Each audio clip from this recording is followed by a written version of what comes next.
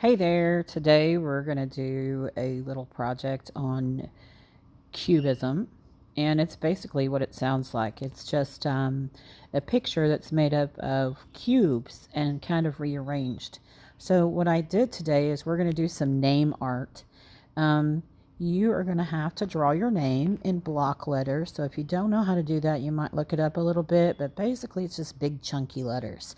And you're going to draw it big on a piece of computer paper. Here's what you'll be needing. Let me backtrack a little bit. Picasso is famous for cubism, and he is a famous artist. He's also one of my tables in my classroom. I have him named by famous artists so that the kids can become aware of the famous artists, or at least some of them. And you'll be surprised at how many go, hey, that, I know who that is. So it's kind of a cool way to organize, like if an art room, to put the color, put a color and then an artist name, and it just gets them to thinking about some of the famous artists, and they become aware without even knowing it. Okay, so Picasso is famous for cubism. He's famous for a lot of other things. He was an amazing artist, but this is what he's most famous for. And we're going to do a little name art. You're going to need a pencil. You're going to need 2 pieces of paper, probably computer paper. You can stop this at any point if you need to go get your stuff. You're going to need a black marker or a crayon, any kind of black marker. You're going to need crayons for the background. If you want to do that, you'll see that at the end. I'll show. You're going to need scissors and glue. Okay, so any kind of glue that you have. So if you look, this is kind of my finished, although it's not really finished product, but they're in pieces. Okay, so let's go to the steps.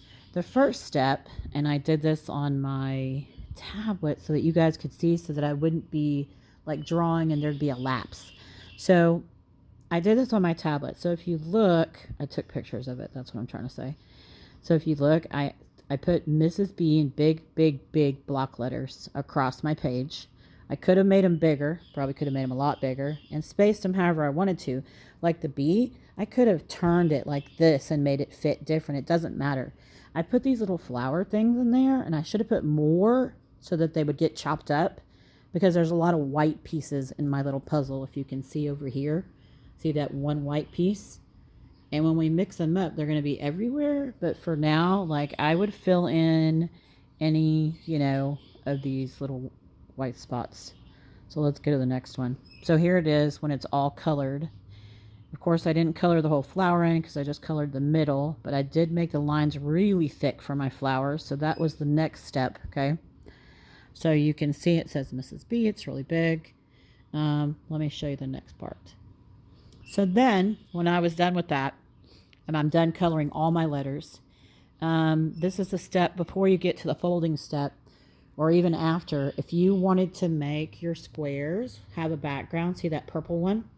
If you wanted to color with crayons around your name, okay, before you cut them up, because it's easier, you can use different colors like purple, blue. You can mix them up, okay? Each square is a different color.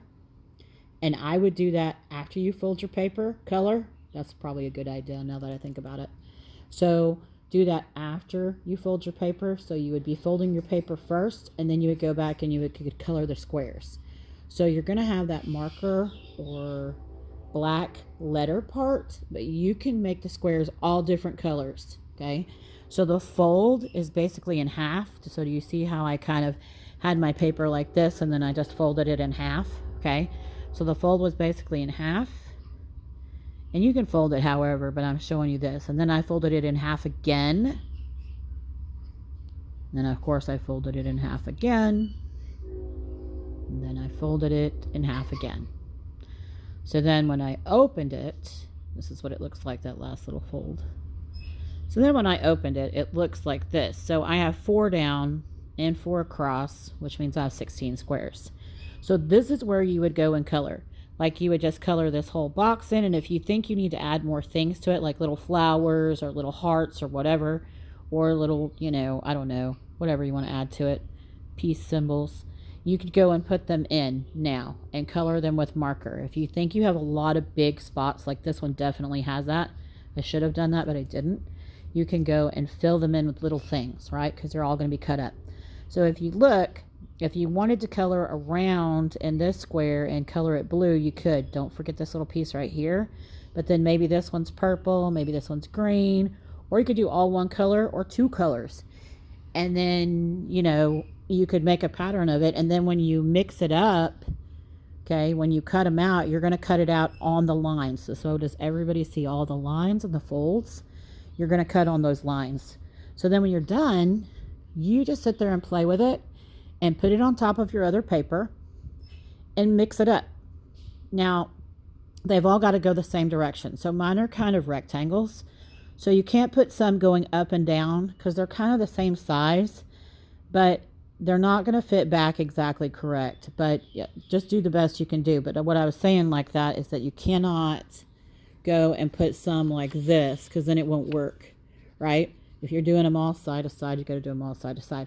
You could move this around any way you want to till you get a really good design, and then you're done, okay?